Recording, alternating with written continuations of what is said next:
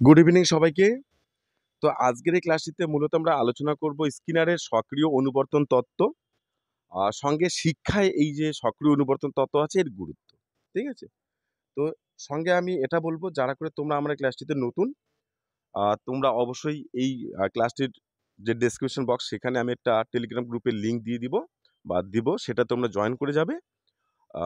এবং এই ক্লাসটি তাদের জন্যই যারা MA BA BEd DEd MEd, মোট কথা সঙ্গে একাদশ দ্বাদশ মানে 11-12 যাদের এই ইউনিটটি আছে তাদের প্রত্যেকের জন্য আজকের ক্লাসটি ইম্পর্টেন্ট বা গুরুত্বপূর্ণ। ঠিক আছে? তো যাই হোক, তার ক্লাসের শুরুতে এটা আমি বলবো যে একটা ইন্ট্রোডাকশন দেবো প্রথমে। তো ইন্ট্রোডাকশন আমি এটা লিখেছি, সঙ্গে তোমরা এরকমও লিখতে পারো যে অনুবর্তন কাকে বলে, অপনুবর্তন কাকে বলে, শিখন কাকে বলে, রেনফোর্স কাকে বলে, যে যেভাবে শুরু করতে পারো। তো যাই হোক, তাহলে বিংশ শতাব্দীতে মনোবিজ্ঞানের শিখন তত্ত্ব নিয়ে যত মনোবিজ্ঞানী বিভিন্ন রকম গবেষণা করছে, তাদের মধ্যে স্কিনারের যে তত্ত্ব সেটা হচ্ছে একটি অগ্রগণ্য বা একটু অ্যাডভান্স বা একটু উন্নত মানের। ঠিক আছে? বা উল্লেখযোগ্য এটা বলবে। এবং এই যে মনোবিজ্ঞানী স্কিনার, তিনি তো একাধিক কাজকর্ম করেছেন, একাধিক আর্টিকেল বই টই লিখেছে। তো তার মধ্যে এখানে আমি কয়েকটি দিয়েছি। ঠিক আছে? এটা। এবং তারপর তিনি কি হচ্ছে, তিনি এটা বলেছেন যে তিনি মূলত যে গেস্টাল তত্ত্ব যে আছে, এই তত্ত্বের তিনি সমালোচনা করেছেন বা সেটাকে তিনি যেভাবে ভাঙার চেষ্টা করেছেন, সঙ্গে কিন্তু তৎকালীন যে থর্নডাইক বা প্যাভলভ, তারা যে শিক্ষণ তত্ত্বগুলো দিয়েছে, তিনি কিন্তু সেগুলো নিয়েও কিন্তু কথা বলেছেন। ঠিক আছে? এবং সেক্ষেত্রেও কিন্তু তিনি কিন্তু নিজের তত্ত্বটিকে কীভাবে তাদের থেকে আলাদা সেটা কিন্তু ব্যাখ্যা করেছেন। তো সেখানে তিনি যেমন বলেছেন যে প্যাভলভের যে তত্ত্ব, সেখানে যেমন উদ্দীপক এবং প্রতিক্রিয়ার মধ্যে একটা সম্পর্কের স্থাপন হয়, এবং এক্ষেত্রে প্রাণীটির যেমন উদ্দীপকটি কীরকম হবে, ঠিক আছে, তো তার দ্বারা সে প্রভাবিত হয় না প্রাণীটি, সেটা বলেছে। কিন্তু এটাই আবার এখানেই তখন স্কিনার বলেছে যে এখানে কিন্তু খাদ্যবস্তু যে প্রতিক্রিয়া এবং খাদ্যবস্তু এবং প্রতিক্রিয়া যে আছে, এই দুটোর মধ্যে কিন্তু একটা সম্পর্ক আছে। ঠিক আছে? তো যাই হোক, তো এখানে আমি দিয়ে দিয়েছি। আশা করি তোমরা এটা পড়বে, সবাই পড়ে তোমরা একটু দেখে নেবে। তো যাই হোক, তো এখানে প্যাভলভ যেটা তৈরি করেছে সে তত্ত্বটা অনুবর্তন তত্ত্ব। তার পরিপ্রেক্ষিতে সেখানে কি দেখা গেছিল? সেখানে দেখা গেছে যে একজন প্রাণীর মধ্যে বা কুকুরের মধ্যে আচরণ সৃষ্টি করতে একটি স্টিমুলাস বা একটি উদ্দীপক। কিন্তু এখানেই স্কিনার তার তত্ত্বে এটা দেখালো যে না, এই ক্ষেত্রে আগে প্রাণীরা প্রতিক্রিয়া করে। যদি প্রতিক্রিয়া করার মাধ্যমে, অর্থাৎ রেসপন্ড করার মাধ্যমে সে যদি শিক্ষা লাভ করে বা ওপরে সক্রিয়ভাবে শিক্ষা লাভ করে, তাহলে সেই শিক্ষাটা স্থায়ী বেশি হয়, অর্থাৎ সেই শিখনটা বেশি হয়।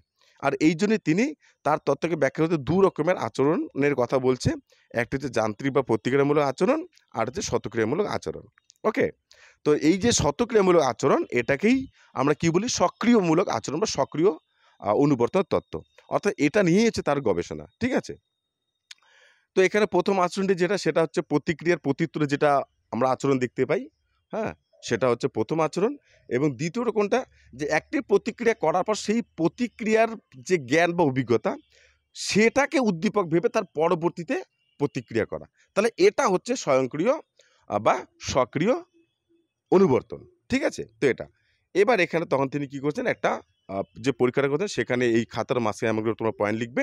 আর এখানে আমি এমনি এটা বলেছি, আর টাইপ দ্বারা তুলনা করেছেন। কেন বলেছি? যে তার কারণ প্যাভলভ যে আছে, তিনি তার তত্ত্বটিকে এস এবং আর, অর্থাৎ স্টিমুলাস এবং রেসপন্স, এটা দিয়া তিনি কিন্তু তুলনা করেছেন।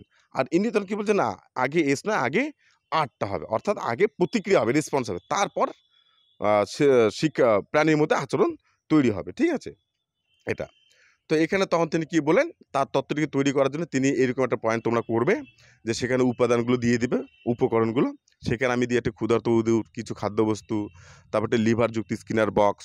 এখানে স্কিনার বক্স বলার মূল কারণ যে তিনি তার গবেষণায় যে একটা বাক্স ব্যবহার করেছে বা বক্স ব্যবহার করেছে, সেটা কিন্তু অবশ্যই অন্যান্য বাক্সের মতো নয়। সেখানে লিভার ছিল, সেখানে থালা ছিল, বাটন ছিল, বাটনটাই লিভার, এবং কিছু খাদ্যবস্তু দেওয়া হতো, সেটা সেখানে চাপ পড়লে অটোমেটিক চলে আসতো। সঙ্গে প্রাণী কী রকমের আচরণ, সেই সমস্ত আচরণ সেখানে রেকর্ড করা যেত। তো এই রকমের কিন্তু একটা উন্নত মানের বক্স। এই জন্যই সেটার নাম দেওয়া হচ্ছে স্কিনার বক্স। ওকে? তারপর এখানে তত্ত্বটিকে পরীক্ষার দ্বারা দেখালো। তাহলে তত্ত্বটিকে কী করবে? তোমার ৩ টে বা ৪ টি স্তরের কথা ভাববে। ১ম স্তরটা কি?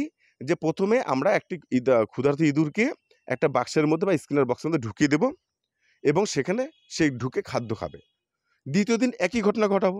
অর্থাৎ এই যে ১ম দিন, ২য় দিন তাহলে সেখানে গিয়ে কী করছে সে ইঁদুরটি বাক্সটির সঙ্গে একটা পরিচিতি লাভ করছে বা একটু প্রস্তুতি নিচ্ছে, এরকম একটা বিষয় বা জানে। ৩য় দিন বা ২য় পর্যায়ে আমরা কী করছি, একটা ক্ষুধার্ত ইঁদুরকে সে বাক্সে ঢুকিয়ে দিলাম কিন্তু পেটের মধ্যে খাদ্য দিলাম না। ঠিক আছে? এবার যখন ইঁদুরটি জানে যে তার খিদে পেয়েছে সে খাবে। কিন্তু ঢোকার পর দেখছে আরে বাক্সটা চিনি এখানে খাদ্য থাকার কথা, এখানে তো খাদ্য নেই। তখন সে কী করবে, একটা অনুসন্ধানমূলক আচরণ করবে এবং করতে, করতে সেই বাটনে তার চাপ পড়বে এবং সে খাদ্য গ্রহণ করবে। ঠিক আছে? মানে খাদ্য পাবে এবং সে গ্রহণ করবে এটা। তাহলে ৩য় দিন কি করা হচ্ছে বা ৩য় পর্যায়ে সেই ঘটনাটা আবার পুনরাবৃত্তি করা হচ্ছে।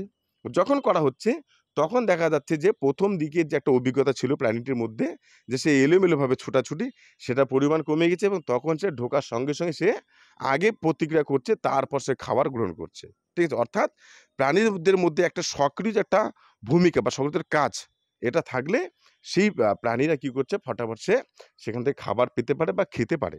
ঠিক আছে? তো এই রকমের একটা প্রক্রিয়া এখানে আমরা দেখতে পাই।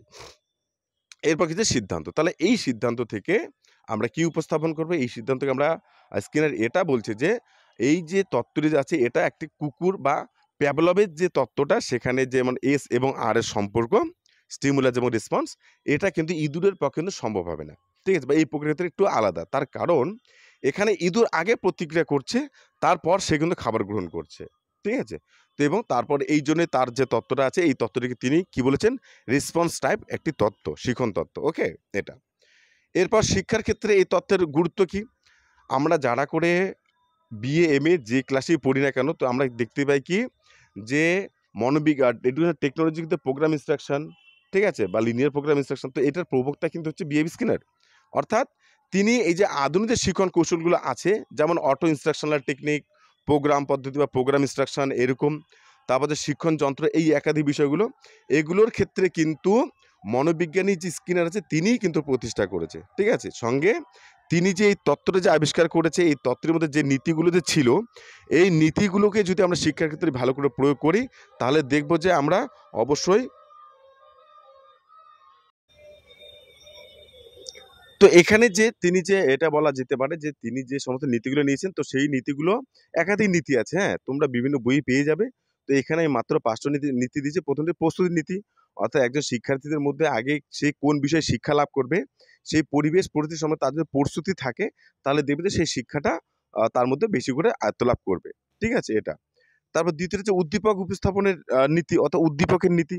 অর্থাৎ প্রাণী বা সরি শিক্ষার্থীর সামনে সে কি হতে পারে বা না হতে পারে, তার কি সম্ভাবনা রয়েছে, এই বিষয়গুলো যদি তাদের সামনে যে একটা উপহার হিসেবে দেখানো যায়, শক্তি হিসেবে দেখানো যায়, রেইনফোর্সার হিসেবে যে দেখানো যায়, তাহলে কিন্তু তার আচরণটা কিন্তু বেশি স্থায়ী হবে। ঠিক আছে? তো তোমরা একটু পড়ে নেবে।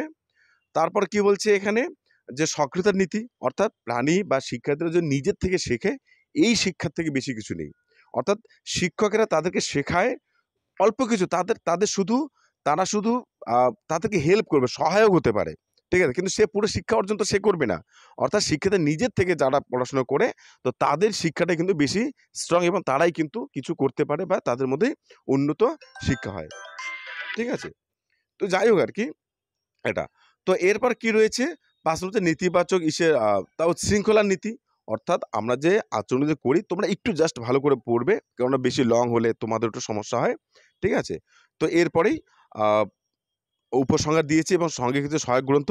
আমি সবার শেষে এটুকু বলব যে তোমাদের যদি কারো পিপিটির প্রয়োজন হয় তোমরা এই আমার যেই ভিডিওর যে আছে এই ভিডিওর ডেসক্রিপশন বক্সে একটা লিঙ্ক দিয়ে দেবো। সেখানে তোমরা জয়েন করবে টেলিগ্রাম গ্রুপ। সেখান থেকে তোমরা পেয়ে যাবে। ঠিক আছে? এবং সঙ্গে অন্যান্য ক্লাসগুলো আগে পেতে তোমরা চ্যানেলটা অবশ্যই সাবস্ক্রাইব করে রাখো। ধন্যবাদ সবাইকে।